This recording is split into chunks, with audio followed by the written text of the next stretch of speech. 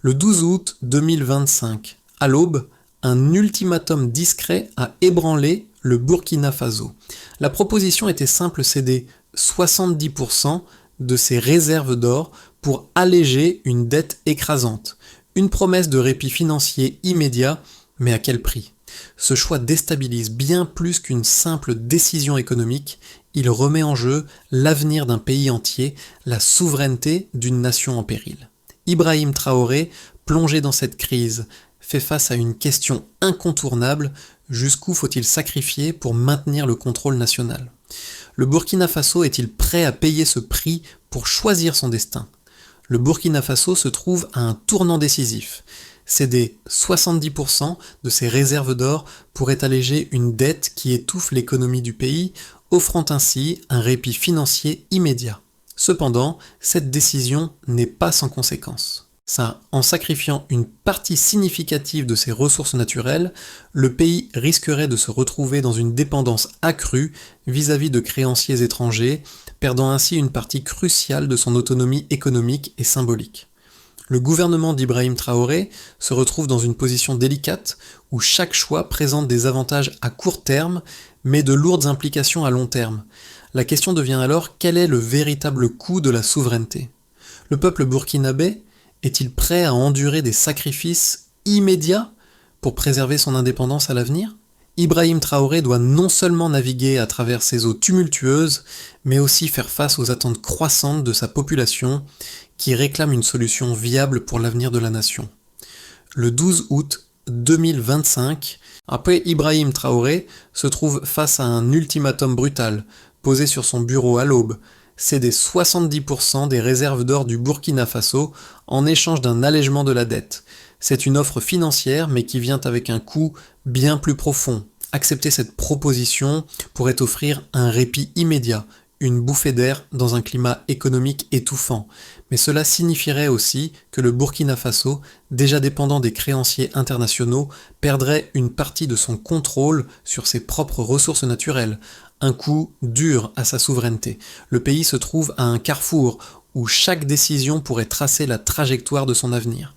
Depuis des décennies, l'économie burkinabé repose sur un paradoxe, un territoire riche en ressources minières, mais incapable de pleinement en capter la valeur. L'or, bien que l'une des principales sources de revenus du pays, échappe largement au contrôle de l'État à cause de contrats anciens et de réseaux financiers extérieurs. L'ultimatum posé par les créanciers représente bien plus qu'une simple transaction économique. Il touche au cœur même de la souveraineté nationale, où l'acceptation de l'offre pourrait signifier une dépendance accrue et le refus, une crise diplomatique et économique. Le choix est crucial pour Ibrahim Traoré, qui doit désormais jongler avec des considérations financières immédiates et des enjeux géopolitiques à long terme. Ce n'est pas simplement une question de dette, mais de savoir comment le pays peut naviguer dans un système international complexe, souvent perçu comme asymétrique. Le dilemme que présente Ibrahim Traoré n'est pas seulement celui d'un homme, mais celui d'une nation entière. Jusqu'où peut-on aller pour préserver son autonomie sans compromettre sa stabilité économique et sociale ? Ibrahim Traoré, à la tête du Burkina Faso, n'est pas seulement un chef d'État, mais un homme pris dans un tourbillon géopolitique et économique. Entouré de conseillers spécialisés, il doit faire face à des opinions divergentes. Chacun d'eux soulève des enjeux spécifiques, mais tous sont conscients que cette décision pourrait redéfinir l'avenir du pays. Une économiste du ministère des Finances est la première à alerter: accepter cette offre, c'est garantir un répit financier immédiat, mais c'est aussi risquer de perdre l'une des ressources les plus stratégiques du pays. La situation est complexe, l'or, bien qu'abondant, échappe au contrôle de l'État. Et ce qui pourrait sembler être une solution temporaire pourrait en réalité compromettre la souveraineté économique du Burkina Faso à long terme. À ses côtés, un ingénieur des mines soulève un autre point crucial. Nous perdons bien plus que des réserves. Nous risquons de perdre le contrôle des infrastructures et des emplois liés à l'exploitation de l'or. Chaque site minier représente non seulement des ressources, mais aussi des régions entières qui dépendent de cette activité pour leur survie. Ibrahim Traoré doit donc peser ses considérations dans une balance délicate. Faut-il préserver la maîtrise des ressources naturelles à tout prix ou accepter une aide extérieure qui, bien qu'urgente, pourrait réduire l'indépendance du pays? Les premières réactions au sein de la population sont mitigées. Les rumeurs commencent à se propager, alimentées par des discussions dans les rues de Ouagadougou. Beaucoup ignorent encore les détails de la proposition, mais ils ressentent déjà que ce qui se joue dépasse la simple question financière. Il s'agit d'une question de dignité et d'avenir national. Les heures qui suivent la réception de l'ultimatum sont marquées par une série d'événements décisifs qui vont définir la trajectoire du Burkina Faso. À 6h30, Ibrahim Traoré enregistre officiellement la demande céder 70% des réserves d'or en échange d'un allègement de la dette. Immédiatement après, l'équipe gouvernementale passe en mode crise. Les conseillers se réunissent en urgence, chacun apportant une perspective différente, mais tous unanimes sur un point, la décision ne peut plus être reportée. Traoré ordonne que l'on mette en place les protocoles de sécurité, et les premières actions sont discrètes mais déterminées. Les sites aurifères stratégiques du pays sont placés sous une surveillance renforcée. Les forces de sécurité sont déployées sur les axes logistiques clés, mais sans exagération de force. Tout se fait dans un silence calculé, un message fort sans bruit. À cette heure, le gouvernement commence à prendre des mesures plus radicales. Les communications non sécurisées sont suspendues dans plusieurs secteurs sensibles. Les informations concernant les sites miniers, habituellement accessibles, sont désormais limitées aux seuls canaux internes du gouvernement. Cette coupure vise à empêcher toute fuite stratégique ou interférence extérieure. Envoyant un signal clair aux créanciers et à toute puissance étrangère, le Burkina Faso est prêt à prendre des mesures unilatérales. Le contrôle des ressources naturelles devient une priorité nationale, non seulement pour des raisons économiques, mais aussi géopolitiques. À 7h30, la pression diplomatique commence à monter. Les premières réactions des partenaires internationaux arrivent sous forme de messages codés et d'appels urgents.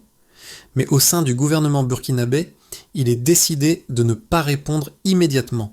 Ce silence devient une arme à part entière, une manière de renforcer l'idée que la décision du pays est irrévocable, malgré les menaces externes.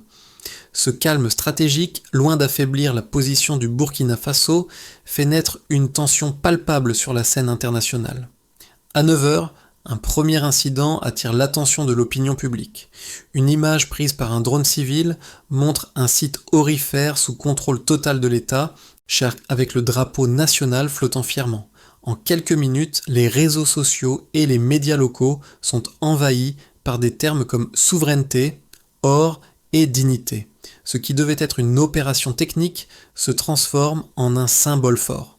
La décision de Traoré devient alors un acte politique majeur, bien au-delà de la question économique immédiate.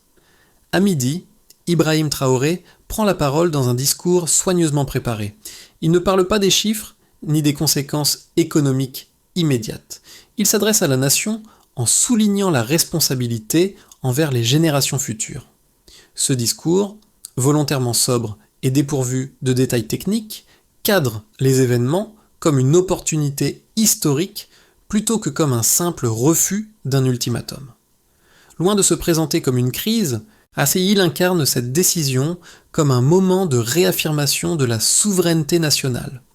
Ce discours change immédiatement la perception des événements, non seulement au Burkina Faso, mais également à l'international.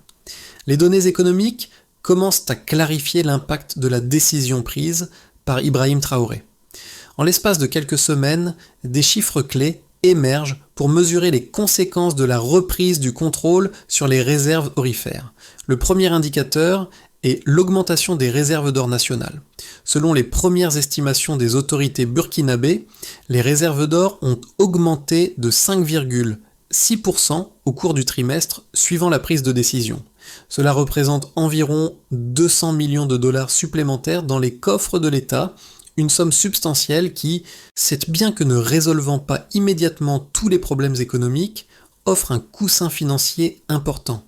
Cette hausse est un signe tangible que la décision de maintenir le contrôle sur l'or, loin de compromettre la stabilité à court terme, offre en fait une bouffée d'air financier pour le pays. Le deuxième chiffre pertinent concerne la production d'or. Avant l'ultimatum, environ 60% de la production aurifère du Burkina Faso échappait au contrôle direct de l'État, passant par des entreprises minières étrangères et des circuits financiers extérieurs. Après l'ultimatum, le pays a réussi à récupérer environ 40% de cette production, soit près de 34 tonnes d'or, désormais sous contrôle national. Bien que cette récupération ne signifie pas une nationalisation complète, elle marque un changement important dans la répartition des ressources et dans la capacité du Burkina Faso à influencer les conditions de vente et de transformation de son or.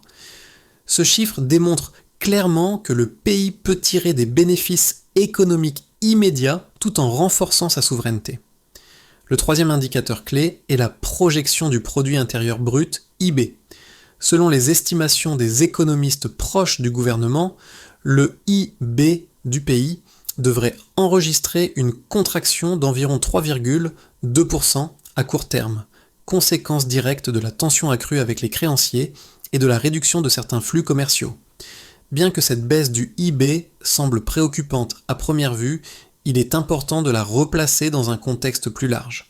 Le pays avait déjà un IB fragile, fortement dépendant des aides internationales et des crédits extérieurs.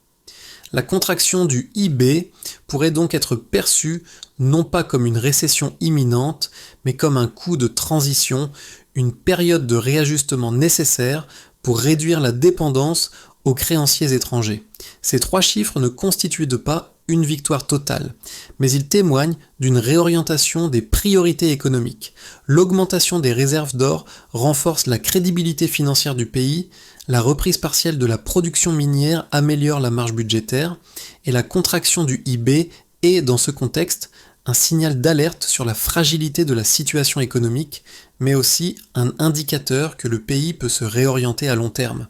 Ces données servent à démontrer que la décision prise par Ibrahim Traoré, bien qu'elle comporte des risques, permet de prendre un contrôle plus direct sur les ressources du pays et ouvre la voie à une réorganisation économique plus indépendante. Dans le contexte actuel du Burkina Faso, deux arguments opposés se dessinent, chacun appuyé par des données concrètes et chacun portant des conséquences importantes pour l'avenir du pays. Le premier argument, soutenu par les économistes les plus prudents, insiste sur les risques immédiats de l'isolement économique. Selon eux, la décision d'Ibrahim Traoré de refuser l'ultimatum et de conserver le contrôle des réserves d'or pourrait entraîner des sanctions économiques sévères de la part des créanciers internationaux. Le cas du Zimbabwe est souvent cité en exemple, où une rupture brusque avec les créanciers a mené à une spirale inflationniste, cédant à une perte de confiance dans la monnaie nationale et à un effondrement rapide des conditions de vie. En d'autres termes, ces analystes considèrent que, sans une gestion prudente des relations internationales, le Burkina Faso pourrait perdre des partenaires commerciaux essentiels et se retrouver dans une situation de dépendance encore plus grande à long terme, mais cette fois sans les ressources nécessaires pour maintenir la stabilité interne. À l'opposé, les partisans d'une rupture plus radicale soulignent que cette dépendance financière n'est pas un accident, mais le résultat d'un système international qui maintient les pays riches en ressources dans une position subordonnée. Ils évoquent des exemples comme le Rwanda, qui a réussi à se recentrer sur le contrôle interne de ses ressources naturelles pour s'affranchir de la pression des créanciers étrangers. Selon ces analystes, l'indépendance économique à long terme du Burkina Faso passe par une remise en question profonde du modèle économique actuel. Ils estiment que, même si la décision d'Ibrahim Traoré entraîne des difficultés immédiates, elle pourrait à terme offrir une plus grande marge de manœuvre pour négocier avec de nouveaux partenaires, surtout dans un contexte géopolitique en mutation. En maîtrisant mieux ses ressources naturelles, le Burkina Faso pourrait redéfinir ses relations commerciales et limiter l'influence étrangère sur ses décisions économiques. Ces deux positions, bien que fondées sur des perspectives différentes, soulignent la complexité de la situation. Et il n'existe pas de réponse facile. La stratégie d'Ibrahim Traoré, bien que risquée, pourrait, selon certains, permettre au Burkina Faso de se libérer d'une dépendance chronique, mais à quel prix ? D'autres, au contraire, considèrent que la stabilité immédiate du pays ne doit pas être sacrifiée pour une autonomie incertaine à long terme. La décision du Burkina Faso sera donc un test, non seulement pour le pays, mais pour d'autres nations du Sahel, qui pourraient être amenées à prendre des décisions similaires dans un avenir proche. À ce point de la crise, un élément clé du dilemme de Ibrahim Traoré est enfin révélé, le Burkina Faso n'est pas seul. La décision prise ne repose pas uniquement sur les épaules du président, mais s'inscrit dans un cadre régional plus large. Le bouclier AES, une alliance discrète mais stratégique, devient un élément déterminant dans l'équation. Cette alliance, qui réunit le Burkina Faso, le Mali et le Niger, offre un soutien mutuel en matière de défense, de logistique et de sécurisation des ressources stratégiques. Ce partenariat régional renforce la position du Burkina Faso, réduisant ainsi la vulnérabilité face aux pressions extérieures. Ce changement de perspective transforme la situation. L'isolement tant redouté semble moins probable, car l'alliance AES crée une solidarité régionale qui pourrait dissuader toute intervention coercitive de la part des créanciers ou d'autres puissances étrangères. Les implications sont profondes, l'ultimatum qui semblait être un test de la souveraineté burkinabé se transforme en un défi régional où chaque décision est désormais partagée, non seulement au sein du Burkina Faso, mais aussi entre ses voisins sahéliens. Ce retournement stratégique pourrait bien redéfinir les rapports de force dans la région et offrir au Burkina Faso un levier qu'il n'avait pas anticipé. Les conséquences immédiates de la décision d'Ibrahim Traoré commencent à se faire sentir et elles sont multiples. D'abord, l'impact économique du refus de céder les réserves d'or se manifeste dans les finances de l'État. Bien que le pays ait renforcé ses réserves d'or, une baisse attendue du produit intérieur brut, IB, se confirme. Selon les projections, le IB pourrait se contracter de 3,2% à court terme. Cependant, cette contraction ne doit pas être vue comme une catastrophe, mais plutôt comme un coup de transition. En effet, cette récession temporaire s'inscrit dans une dynamique plus large de réajustement économique, où la souveraineté économique prime sur la stabilité immédiate. Les économistes burkinabés soulignent que cette baisse est en grande partie due à la réduction des échanges commerciaux avec des partenaires internationaux. La rupture des relations financières et commerciales avec certains créanciers étrangers pèse lourdement sur les importations et l'inflation, mais elle ouvre également la voie à des alternatives régionales et à de nouveaux partenariats. Du côté des entreprises, l'incertitude domine. De nombreuses sociétés étrangères, notamment celles opérant dans le secteur minier, ont suspendu leurs investissements, redoutant un environnement politique et économique instable. Cependant, d'autres entreprises, conscientes du changement de rapport de force, commencent à négocier des contrats plus équilibrés. Cela marque un tournant dans les relations commerciales du Burkina Faso avec ses partenaires étrangers. Le pays cherche désormais à attirer des investissements qui tiennent compte de la redistribution des bénéfices locaux. Cette réorientation pourrait bénéficier à l'économie à moyen terme, bien que la transition soit semée d'embûches. Pour les populations locales, notamment dans les régions minières, les effets sont plus immédiats. Les attentes sociales augmentent, surtout en ce qui concerne la redistribution des richesses issues de l'exploitation de l'or. Le gouvernement burkinabé commence à discuter de programmes sociaux financés par ces nouvelles ressources, notamment des infrastructures, des écoles et des centres de santé.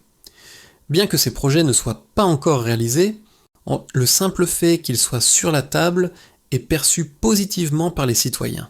Cette prise en compte des besoins des populations locales donne un nouveau sens à la souveraineté pour de nombreux Burkinabés qui voient désormais leur dignité et leur avenir directement influencés par les choix politiques du gouvernement.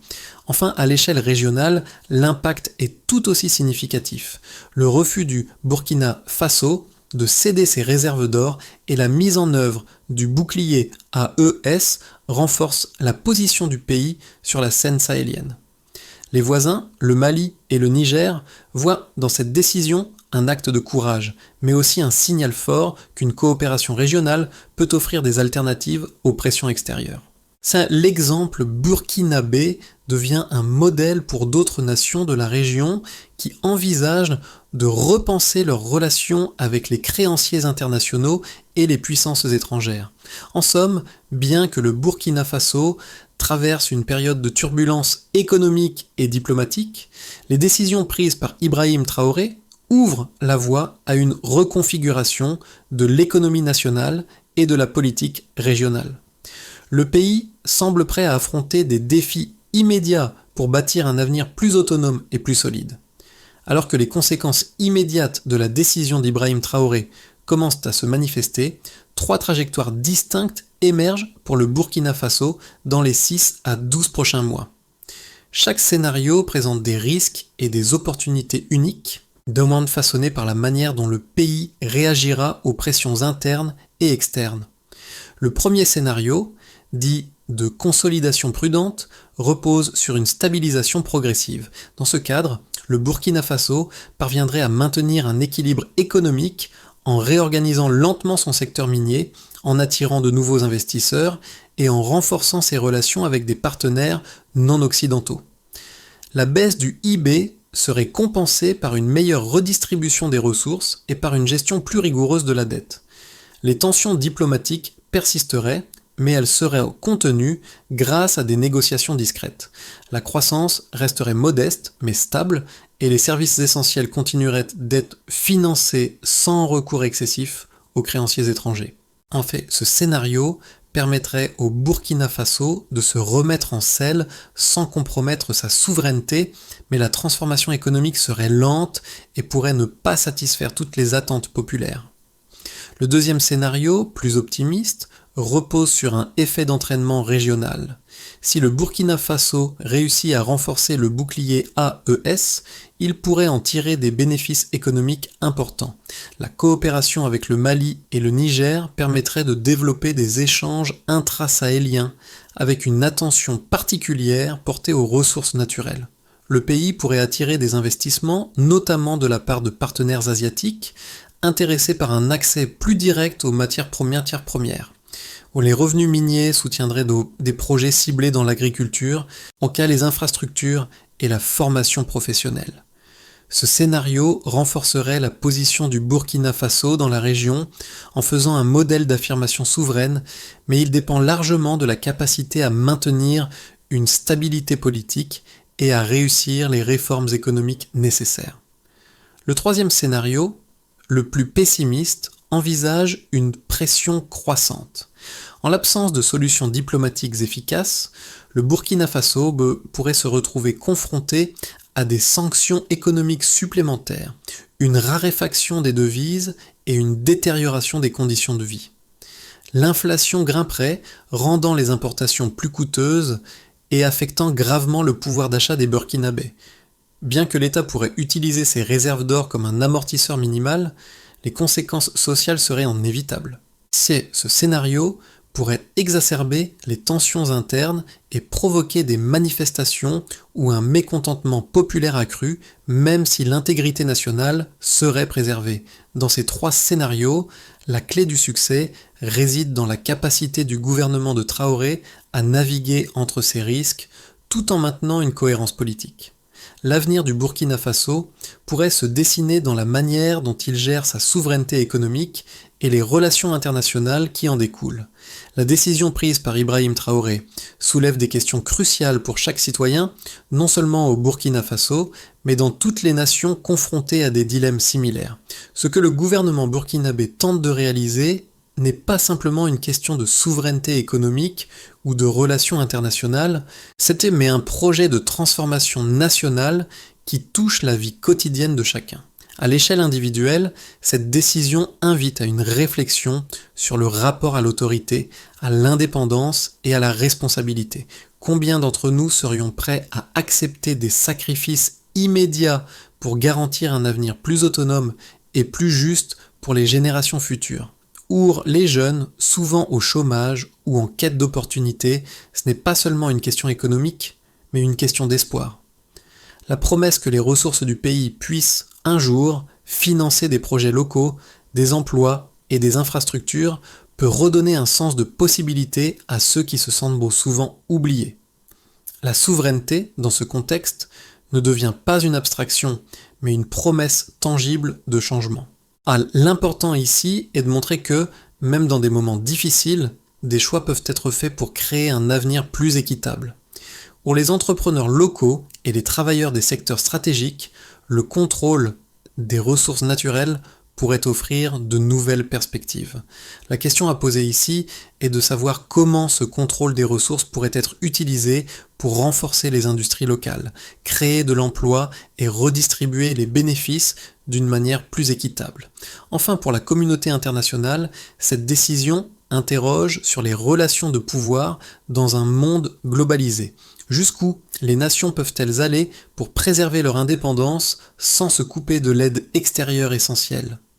Cette décision soulève un défi plus large, celui de repenser le modèle des relations internationales et de trouver un équilibre entre autonomie nationale et coopération mondiale. Pour que la souveraineté économique du Burkina Faso devienne une réalité durable, il est impératif que le gouvernement suive un plan d'action structuré en plusieurs étapes. Chaque étape doit être clairement définie, avec des objectifs précis, des responsables désignés et des critères de succès mesurables. Ce processus doit inclure des réformes internes pour renforcer les capacités de l'État à gérer ses ressources naturelles de manière efficace, mais aussi des efforts pour consolider le soutien de la population et des partenaires régionaux. La première étape consiste à sécuriser les ressources aurifères.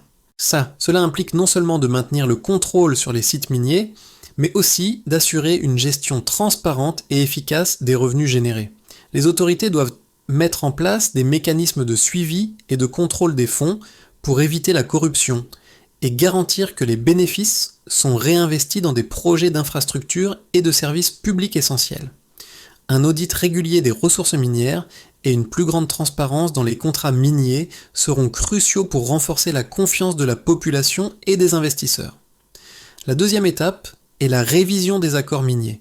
Un comité d'experts composé d'économistes, de juristes et d'ingénieurs doit être chargé de renégocier les contrats existants afin de garantir que le pays bénéficie de sa richesse aurifère à long terme. Donc, il s'agira de négocier des parts de valeur ajoutée plus importantes, en particulier en ce qui concerne les processus de transformation de l'or et la création d'emplois locaux. La troisième étape vise à investir dans les infrastructures sociales et économiques. Les recettes supplémentaires provenant de l'or devraient être allouées à des projets concrets qui amélioreront la vie des Burkinabés, construction de routes dans les zones minières, développement des écoles techniques et des centres de santé, ainsi que des programmes de formation professionnelle. Ces investissements renforceront la légitimité du gouvernement et montreront que la souveraineté économique a des retombées directes et visibles pour la population. Enfin, la quatrième étape consistera à renforcer la coopération régionale au sein du bouclier AES. Il est important que le Burkina Faso continue de coordonner ses actions avec ses voisins pour réduire la vulnérabilité de chaque pays face aux pressions extérieures et renforcer la sécurité régionale. La mise en place de politiques économiques et minières communes permettra de maximiser les avantages de l'intégration régionale. La décision d'Ibrahim Traoré marque un tournant dans l'histoire du Burkina Faso, un moment où l'âme du pays semble se redéfinir. À travers ce choix, le président ne se contente pas de répondre à une pression financière ou diplomatique, il incarne un mouvement plus profond, celui d'une nation en quête de dignité et d'autonomie. En refusant de céder aux exigences extérieures, le Burkina Faso choisit de se tenir debout, malgré les défis économiques et les risques diplomatiques. Cette décision ne résume pas seulement un acte politique, elle représente une prise de conscience collective. Elle rappelle aux Burkinabés que leur avenir est entre leurs mains et que chaque action, aussi difficile soit-elle, peut conduire à un changement tangible. C'est un message de résilience, une invitation à regarder au-delà des sacrifices immédiats pour imaginer un futur plus libre et plus équitable. Ibrahim Traoré, à travers sa détermination, appelle son peuple à prendre part à cette transformation, à ne pas se laisser définir par les circonstances, mais à les redéfinir. Dans ce moment de crise, l'espoir se transforme en un acte de pouvoir collectif où la souveraineté n'est plus un concept abstrait, mais une réalité en construction. Alors que le Burkina Faso navigue dans ces eaux tumultueuses, une question demeure pour chacun de nous: jusqu'où sommes-nous prêts à aller pour garantir notre souveraineté et notre avenir commun? La décision d'Ibrahim Traoré ne marque pas la fin d'un processus, mais plutôt le début d'une nouvelle ère pour le pays. Cette trajectoire, bien qu'incertaine, offre à chaque Burkinabé l'opportunité de s'investir dans la construction d'une nation plus juste, plus autonome. Il est temps de réfléchir à ce que cette souveraineté signifie pour nous tous. Comment pouvons-nous, chacun à notre niveau, contribuer à cette transformation? Que ce soit par l'engagement dans nos communautés, le soutien à des initiatives locales ou en demandant davantage de transparence et de responsabilité, chaque action compte. Le changement n'est pas un phénomène qui arrive d'un seul coup, c'est même une construction collective où chaque voix, chaque geste fait la différence. Ce moment appartient à nous tous. Ensemble, nous pouvons façonner un avenir où la dignité, l'autonomie et l'espoir prennent forme. Et vous, quel rôle choisirez-vous de jouer dans cette histoire ?